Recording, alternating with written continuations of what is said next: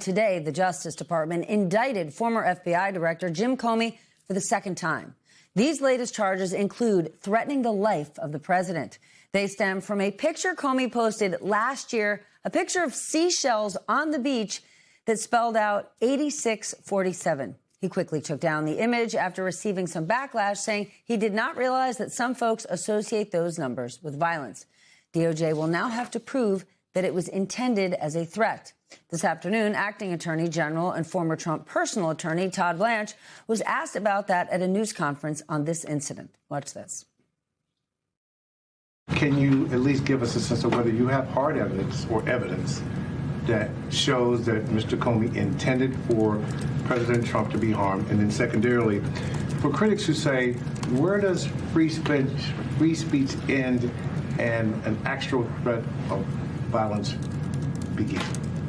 I don't know what critics say that, especially today, but it's not a very difficult line to look at, and it's not, in my mind, a difficult line for one to cross over one way or the other. We cannot, you are not allowed to threaten the President of the United States of America. But the government will have evidence. I am not going to talk about the evidence that we have. That's unfair to him. It's unfair to the prosecutors, but it's enough to say that the grand jury returned an indictment. And tonight, Comey responded to these charges in a video he posted on Substack. Well, they're back. This time about a picture of seashells on a North Carolina beach a year ago. And this won't be the end of it. But nothing has changed with me. I'm still innocent. I'm still not afraid. And I still believe in the independent federal judiciary. So let's go. But it's really important that all of us remember this is not who we are as a country. This is not how the Department of Justice is supposed to be.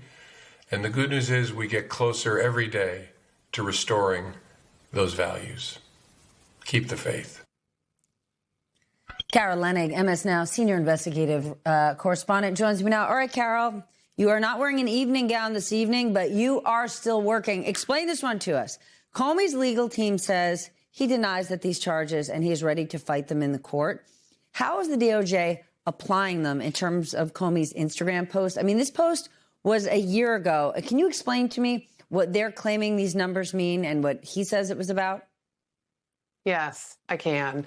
Although I must, yes, I can. 8647. No. When you hit us with I must, we need to know what that must is.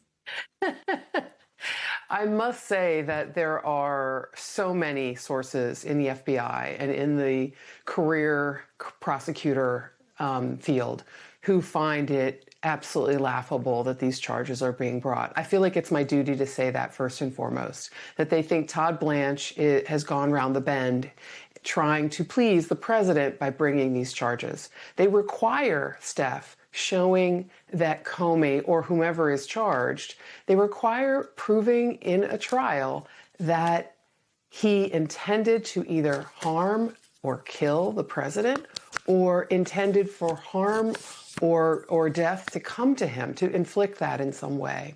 Well, what do these numbers represent? Yeah, 8647 means essentially is slang. And, it has a lot of different slang meanings. 86, for example, can mean let's get rid of this, or we're out of this entree, 86 it. We're not serving that anymore. 86, we're done with that. In this case, the Justice Department is implying and suggesting that 86 means kill. 47, of course, is viewed as a reference to the 47th President of the United States. In May, around May 15th, 2025, when Comey took a picture of this and posted it on his Instagram from vacation in a Carolina beach, President Trump was the 47th president. The challenge here is it's extremely vague about what exactly Comey meant and what he was trying to accomplish. And it's a lot of inference on the part of the Department of Justice. There's a reasonable person test here, Steph, and a reasonable person under the Supreme Court rulings on holding up similar cases. The reasonable person test is really challenged here to see how this picture threatens to either kill Donald Trump or threaten his life.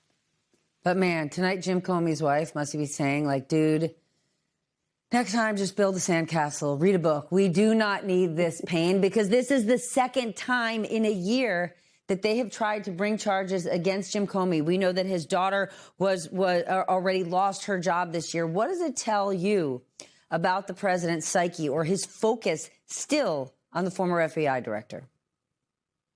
He's not going to give up. And, you know, we know that in the sense that his retribution that he's seeking and that he communicates directly to the Attorney General, has to Pam Bondi, communicates to Todd Blanche. The retribution he seeks is for anyone that he feels wronged him. And he very much has Jim Comey way up on the top of the list, along with Letitia James, more recently, Jerome Powell. 6 Democratic lawmakers, as you may remember, recently were going to be accused by the Department of Justice of, violating the law, suggesting insurrection by simply stating in a video what is the law, which is military officers are allowed to and should ignore unlawful orders. These kinds of cases are important to Donald Trump. And Todd Blanche, who is auditioning for the job, according to people that I talked to inside the department, it's important for him to please that audience. All right, Carol, I have 10 seconds left, but I need to ask you quickly because you've got new reporting that here we are 3 days after the correspondents' dinner. The FBI still cannot say for sure who shot the officer outside the Hilton Ballroom. Why don't they know this? Wish I knew, Steph, but what we broke this morning, right before actually Comey's indictment made its way to us, was that the FBI has been unable, since you and I left, since you and I dashed out of that ballroom to go report, and you led our coverage that night, the FBI has been unable to find the fragment or any part of the alleged shotgun blast that was supposedly what hit this uniformed division officer with the Secret Service in his bulletproof vest. You'll remember the president said, I'm really sorry I went to visit this guy or talk to him, and he's injured, but he's doing better, thank goodness. They're not able to say now because they cannot, after looking at the crime scene, find this fragment. Well, we're glad you're going to stay on this because this is extraordinary, Carol. Thank you so much. Now let's turn to the conflict in the Middle East, where peace talks between the U.S. and Iran have not made much progress. I was going to say any, but I'm going to go with much. Tonight, the Wall Street Journal is reporting that President Donald Trump has told his aides to prepare for an extended blockade of Iran. That is according to U.S. officials who cited comments in a recent meeting, including a Monday discussion in the Situation Room. That comes after the president posted, quote, Iran has just informed us that they are in a state of collapse. They want us to open the Hormuz Strait as soon as possible. But the president has told advisors he is not satisfied with Iran's latest proposal to reopen the strait and in ending the strait, potentially ending the war. That is according to the New York Times. While back in the U.S., the economic impact of this prolonged conflict, no surprise, is growing and growing. U.S. gas prices jumped to the highest level we have seen since the beginning of the war, which is 9 weeks ago, now averaging $4.18 a gallon. Well, a new Gallup poll shows that Americans feel worse off financially than at any point in the past 25 years.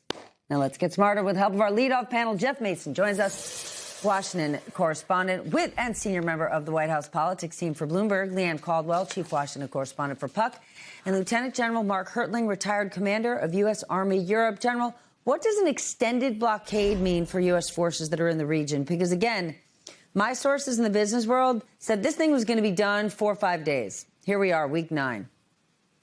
Yeah, having been in the military almost 4 decades, Stephanie, I've heard a lot of those 4 or 5 day end states, and they always turn into months, sometimes years. What we're talking about, to answer your question, is a lot of sailors and a lot of ships in the Gulf, in the Strait, if President Trump wants to keep them there. And that wears down resources, not only just the material things like the ships that have been there for a long time already, but also the personnel. I've heard this called a Cold War. It's likened to a Cold War. I don't buy that analogy. In the Cold War, we had sides looking at each other from different parts of a border, waiting for the other one to do something differently. In this case, it's more of a frozen conflict where it could erupt at any given time. But the other difference is the fact that it continues, unlike the Cold War, where there were just soldiers looking at each other across the border fence. In this case, you're looking about the economics of repercussions of all of this and how long it will go on. This isn't just military personnel watching each other through binoculars. This is a scourge on the global supply chain and what we expect to see on a daily basis in terms of gas prices, like you said, but also the cost of other things. Yesterday, Jeff, yesterday the Wall Street Journal reported that Trump weighed other options, but ultimately decided putting pressure on Iran's economy with the blockade was the best course of action. But he puts pressure on them economically. That puts pressure on us economically. What else can you tell us? Yeah, and that's the political risk of doing that. It's still early in the year, but the November elections, as we keep saying over and over when we talk about this, are coming. And as gasoline prices remain above $4 around the country, that is a salient piece of information that voters take with them when they go into the voting booth. That said, in terms of the options that you were referring to, the president has also made pretty clear that he wants to be done with the war part of this war, which is my way of saying the combat part of this war.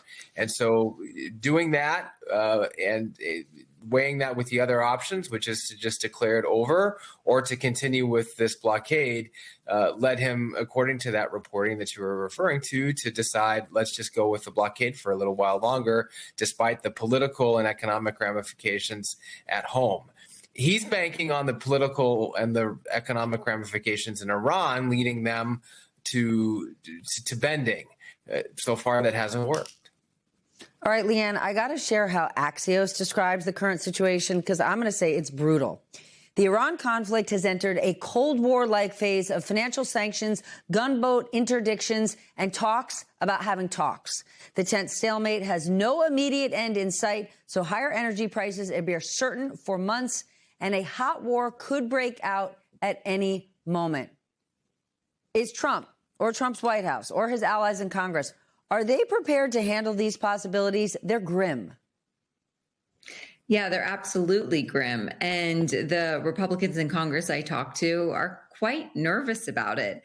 Now, I don't want to draw attention away from what's happening in Iran, but there's a lot of crises happening in Congress as we speak. There's a FISA deadline at the end of this week that is about to expire. Speaker Johnson can't get that over the finish line. Of course, that's the Foreign Intelligence Surveillance bill that is essential for national security. DHS has been shut down for more than 70 days. The new DHS Secretary, Mark Wayne Mullen, has been telling Congress repeatedly that they absolutely run out of their reserve fund on Friday, and they can't get that passed either. And so, yes, Republicans are absolutely worried about the impacts of this war politically, the impacts of the war on the military, and the impacts of the war on costs and the midterm elections, essentially. But they have all this other crisis that they're dealing with as well. And so it is just ground zero right now for Republicans, where they can't really get anything over the finish line. They're unable to accomplish any of their objectives, and they're completely distracted from what voters actually care about, Steph.